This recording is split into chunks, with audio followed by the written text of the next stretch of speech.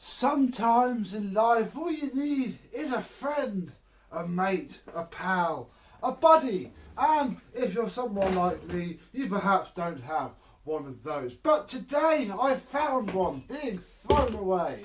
A Nilfisk Buddy II 18 in splendid condition. It was sitting by some bins as I was going to the shops this morning, so I pulled over, chucked it in the back of the car, and here we are later on in the day after I finished my work. We're going to have a look at it and see if we can find out why it was being thrown out and what we need to fix.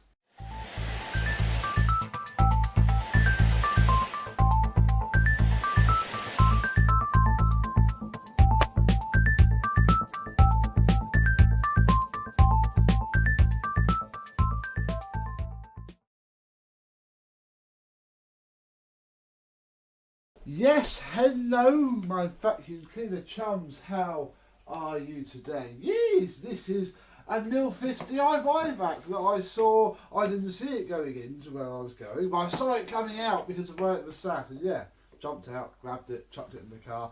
Here we go. I've never had one of these before. I've seen they exist. They are very cheap. They're only 60-70 quid max in tool stations, Screwfix, etc. And I'm gonna possibly preempt this video now by saying it might be completely knackered. Machines like this are never usually thrown away because the owner is bored of them or similar. They are usually thrown away because there is a problem with them, and obviously they're cheap. They are just worn out. Who knows? We'll find out. But we have the hose, which is very good to see. This is very used, obviously. Very basic hose connection there. It just pushes either on into there, and then you can pull the thing around. Oh, this one has a blower port on the back as well. Very nice indeed. We also have one solitary 35mm tools. There is a crevice tool there which can sit in many places actually. I had it sat there, but I suppose it could go there as well. Nothing else at all with this machine. We have the flex and the fuse. We'll check that. It's still a little bit wet from this morning. We have, yes, Nilfisk Buddy II 18 litre UK. I have no idea about a date marking on it. Many things. 1651, 2016 perhaps could be about right. Who knows? Who knows indeed. So let's open it up and see what it's like inside, where we can find that we have no filter at all, just the wet float there in all of its glory. So that's just fantastic. Oh, it's also, look, there's some ice in the bottom. Look, it's also full of water, and yeah, ice. That was another reason I was a little bit sceptical that I'd perhaps taken it from somebody's house who was cleaning their car or similar. It was covered in snow and that was very icy. I'm going to say that it's okay, and I can't tip it back up too much, but look, there's some wheels and the bottom under there. That's all very well and good, but does the thing actually work? I wonder if we can sit that in. Yeah, no, we can sit that in there to work on it. Well, to find out, we're actually going to strip it apart first, because I don't just want to plug it in. It could work fine and somebody was just bored of it, or it could be shooting flames out of the exhaust as soon as you turn it on. We're going to remove these screws, pop this, and just see what it looks like.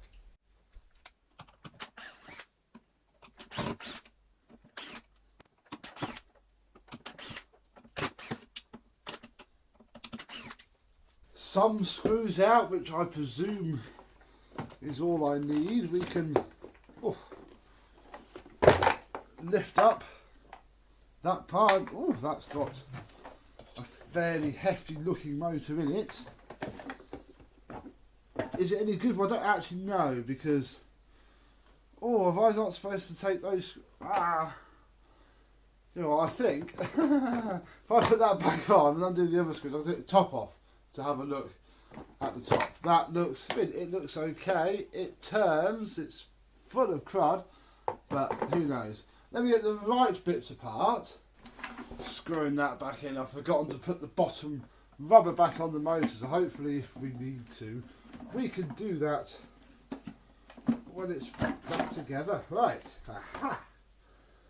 This looks this is intolerable. Less promises. What I've actually got to do to look at the motor is to take the switch off and unwire it by the looks of it. To be able to pull these cables back through and take that back off and withdraw the motor.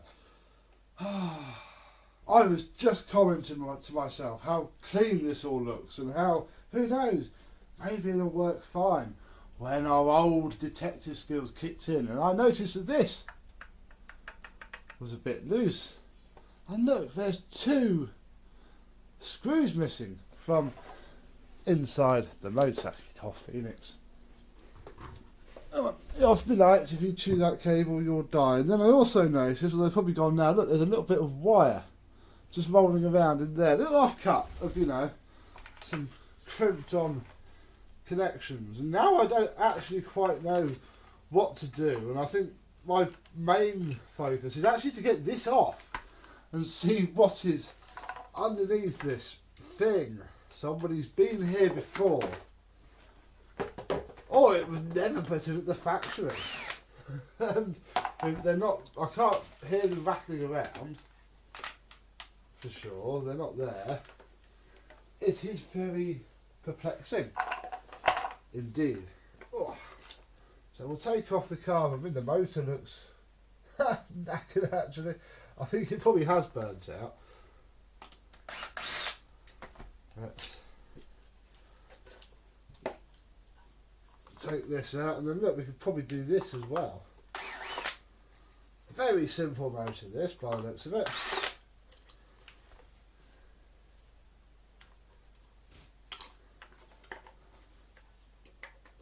Are you just going to tap off? Oh no, wait, that's not, is it? Because I've got to push.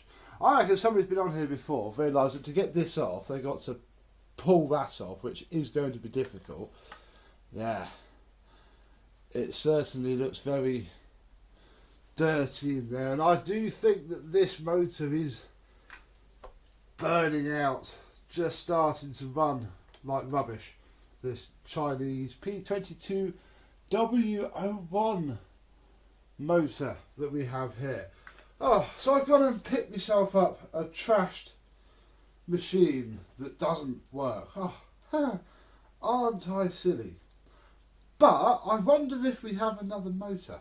This is the motor from the Vax New Wave that we had many years ago on this channel. Remember, it is a wet and dry bypass motor, and it so nearly fits. I mean, like that, it almost looks brilliant. But as soon as I try to fit this over, it just will not and never will go. That's obviously because the original motor sits inside of there, whereas this sits right over it, and I can't really chip it all down, so it's just going to ruin it.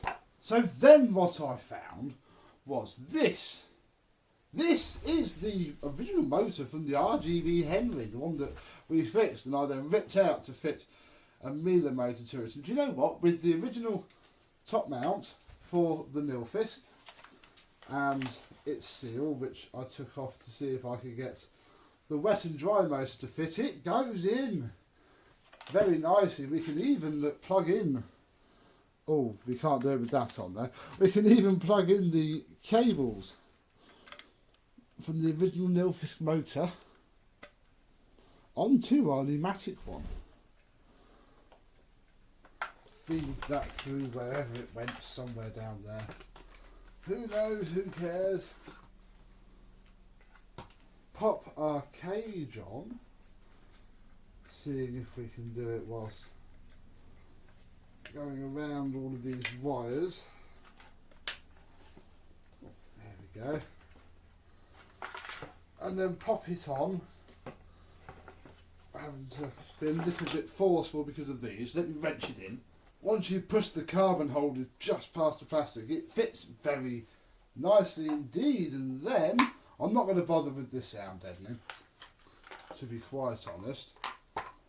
Look, even, there we go, look, so they're the same size motors, pretty much, and hopefully that's not the motor moving around, that's the now actually redundant, because we shouldn't be using it as a wet vac anymore, which is fine, water float. Right, let's bosh it all back together. That all fits rather well, and again, bar the float valve banging around, seems absolutely fine. So we'll wrestle the cables back together into the switch, and I'll pull it back together. Might also give that just a bit of a rinse out because it is pretty horrible. I'm not going to clean this yet, I just don't want to knock it over really. And then we'll give it a bit of a turn on. Everything back together, I think. We are going to have a go, although actually, oh no, I want to take the float out, you see, because it's not a wet vac anymore.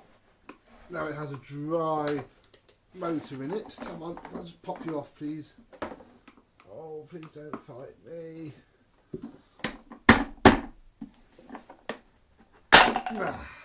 There we go. I'm going to leave this on because I don't want that to be exposed, but I want to put something on this. I want to make a filter. So I have one of our lovely Filter Flow Miele bags, and I'm going to try and make this into some sort of pre-motor filter. I've made a nice pre-motor filter cartridge using that bag, and this here, you could even stuff this full of foam for extra pep. Oh crumbs, now I can't find the clips. There's one.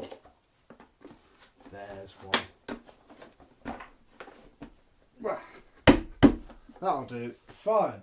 Now for a bag, and I'm going to try and fit one of these Nilfisk ones onto this huge hose. Oh yes, huge hose inlet. That is going to go on there, and be very good with it. Fab. So now we have a bagged, dry only 550 watts rather than 1,200 odd. What is it? 1,100 watts.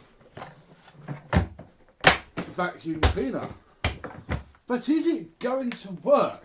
Well, it is turned on at the machine. I don't have a nearby plug at this precise second, so let's just plug it in and see what happens. Of course it works okay.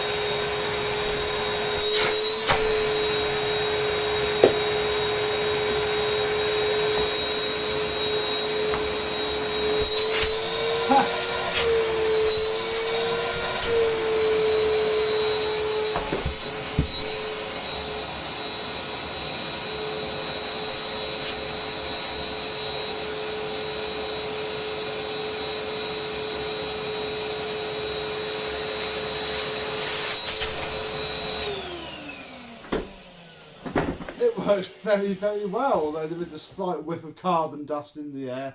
Hoping that's just because this motor hasn't really run since we did it, really. Wow, a nice little, very powerful actually. Very powerful for its size. Little Nilfisk, oh, it's done and ready for, well, something. I don't quite know what. It works well now, but obviously it's not a wet vac anymore. I don't really need a dry vac at the minute. I have to see if I can find somebody who does. But hey, it's a trash find and we saved it. It reminds me very much of my pressure washer.